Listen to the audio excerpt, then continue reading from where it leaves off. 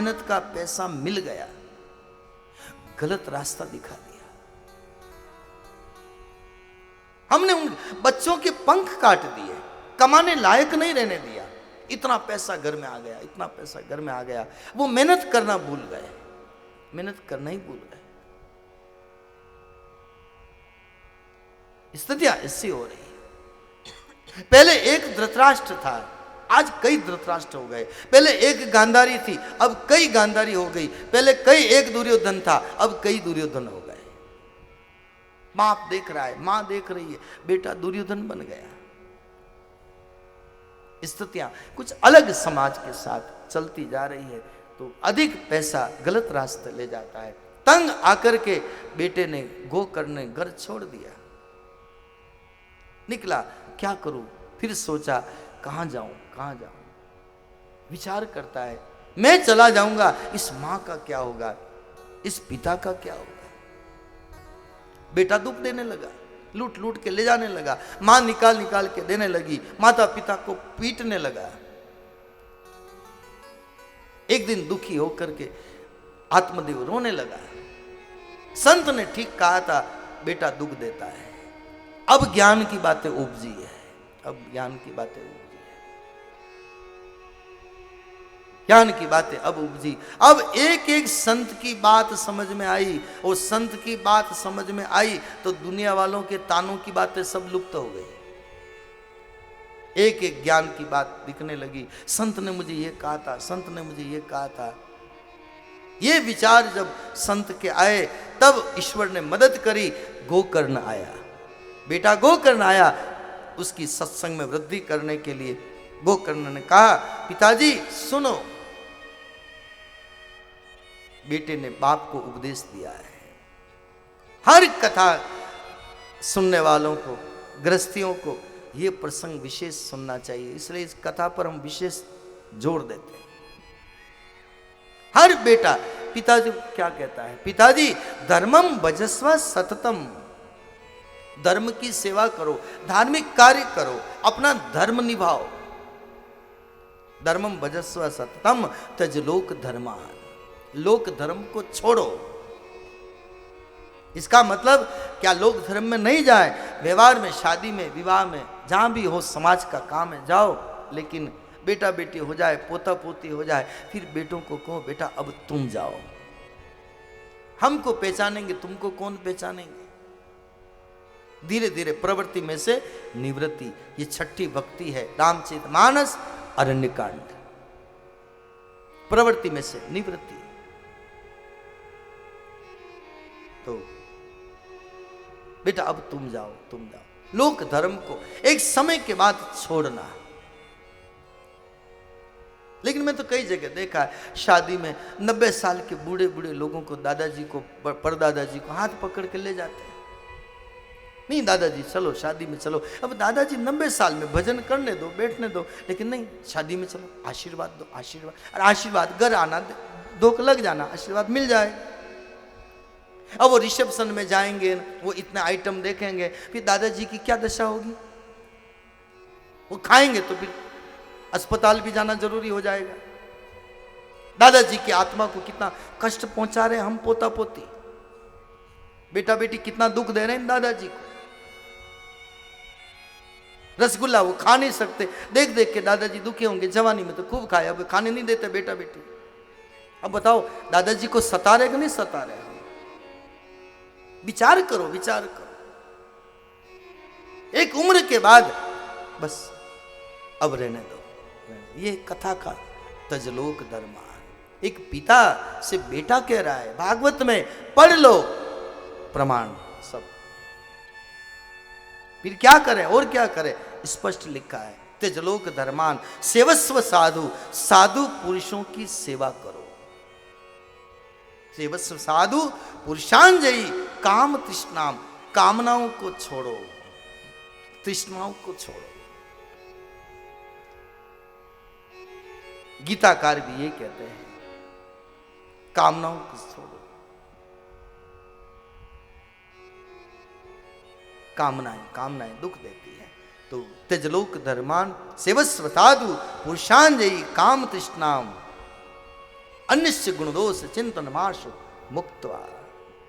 दूसरों के गुण भी मत देखो, दूसरों के दोष भी मत देखो। गुण देखेंगे तो दोष भी पकड़ में आएंगे, दोष देखेंगे तो गुण, दोनों साथ चलने वाले हैं। एक उम्र के बाद दोनों से किनारा करो, जो है जैसा है तुम जानो। अन्य गुण दोष चिंतन माशु मुक्त्वा सेवा कथा रसमहो नितराम पिबत्वम। हरि कथा रस का पान करो, सेवा कथा रसमो नितराम पिबत्वम। रोज कथा सुनो, भगवान का नाम स्मरण करो, भगवान का नाम रूप लीला धाम में अपना बुढ़ापा गुजारो। ये सूचना है श्रीमद् भागवत की, हम सभी समाज के गृहस्थी लोगों के लिए। इसलिए मैं अभी, हमने शायद नहीं बुलाऊं तो लखनऊ की कथा में हमने बात कही थी। बच्चा प्रसन्न रहता है, जवान टेंशन में रहता है, बुढ़ापा परेशानी में रहता है। क्यों क्यों क्यों? कारण समझ लो। बच्चा वर्तमान में जीता है, जवान भविष्य में जी रहा है। भविष्य में ये करना है, मुझे ये करना है, मुझे ये करना है, मुझे ये कैरियर बनाना है, मुझे ये करना है। हर लड़का भी दुखी, लड़की भी दुखी। जवान आदमी टेंशन टेंशन, रोटी खाएगा तो जूते भी नहीं खोलेगा, खड़ा खड़ा खा के भागेगा, मुझे ऑफिस जाना है, मुझे ऑफिस जाना, ऑफिस जाना। जवान आदमी टेंशन में जी रहा, भविष्य में। बच्चा वर्तमान में जी रहा, न तो भूतकाल की चिंता है कि मैं बचपन में पहले क्या था, आगे मुझे भविष्य में क्या करना है। बच्चा खुश है। हाँ हाँ, कोई बात नहीं, कोई बात नहीं।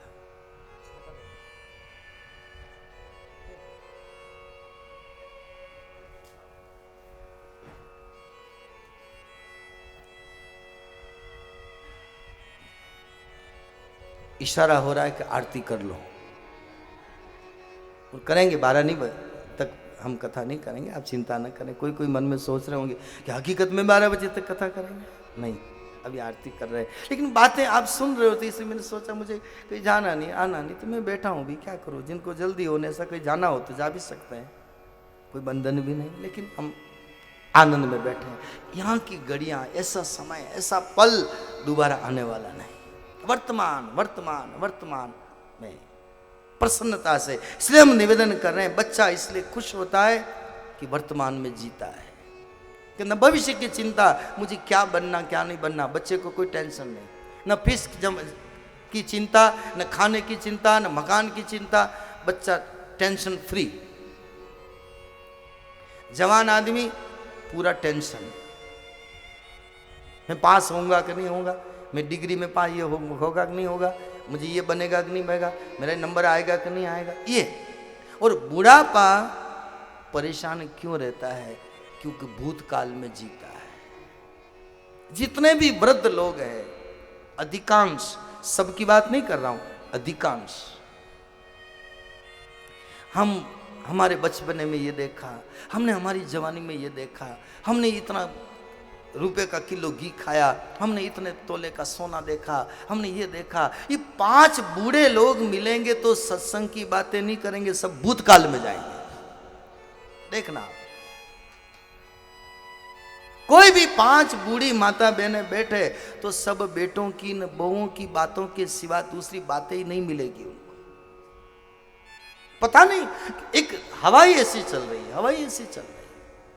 फिर कहता टेंशन टेंशन टेंशन, उदास। इसलिए अब मैं कथा में सबके चेहरे देखता हूँ, मैं पढ़ लेता हूँ कि इतने लोगों के चेहरे, कुछ चेहरे 32 दांत नजर आ जाते हैं खुले, मन प्रसन्न। लेकिन कई बूढ़े लोगों को देखता हूँ,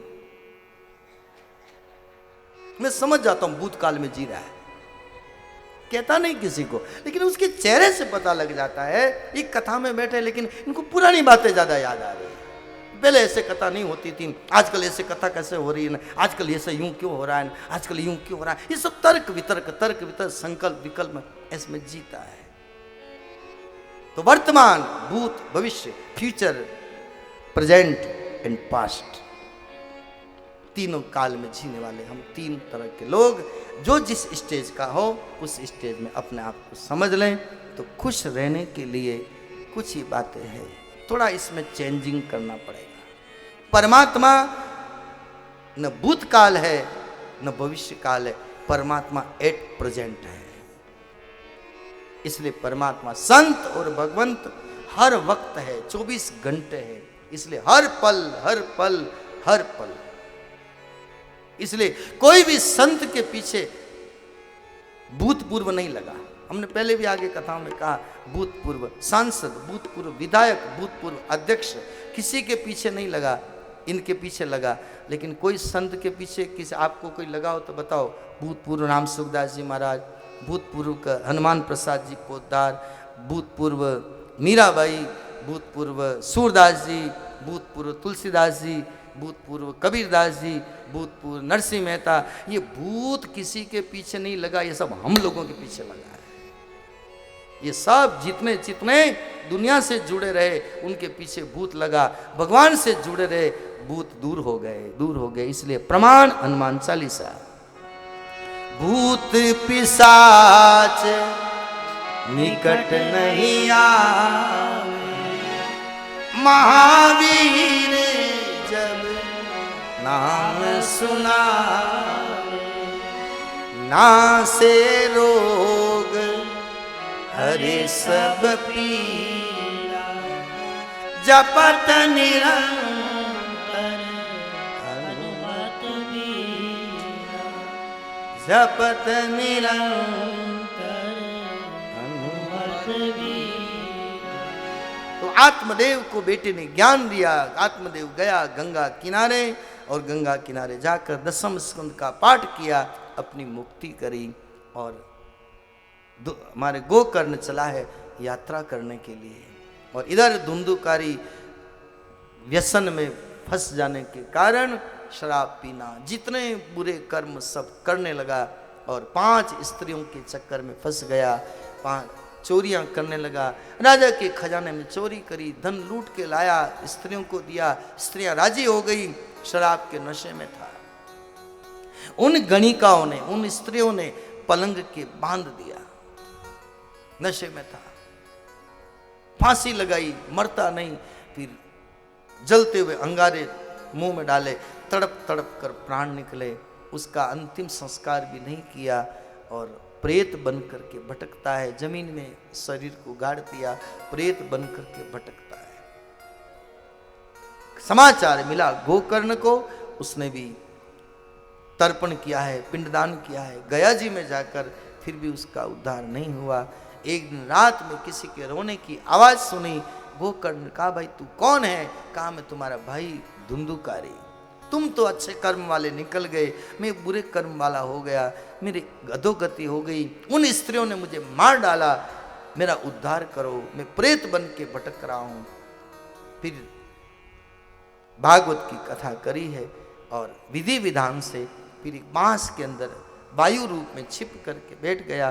पहले दिन की कथा हुई, पहली गांठ फट गई, दूसरे दिन की कथा में दूसरी गांठ फट गई, ऐसे 7 दिन की कथा हुई और 7 गांठ फट गई। दिव्य पुरुष बन करके बाहर निकला, हाथ जोड़ करके वंदन किया गोकर्ण को, हे भाई तेरी इस कथा ने मुझे इस प्रेत योनि से छुटकारा दिलाया। तो ये भागवत की महिमा, पहले दिन की कथा में उसकी महिमा गाई जाती है। इसलिए हमने इतने प्रसंगों को लेते हुए, शास्त्रीय बातों को लेते हुए हमने आज के आपके इन प्रसंग को रखा। तो आगे प्रविष्ट हुई है, ऐसा एकादश स्कंद में आया है।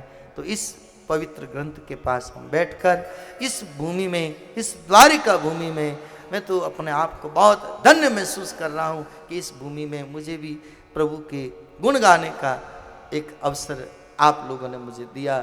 तो आपको भी हृदय से साधुवाद, धन्यवाद और प्रभु का बहुत बहुत शुक्रिया।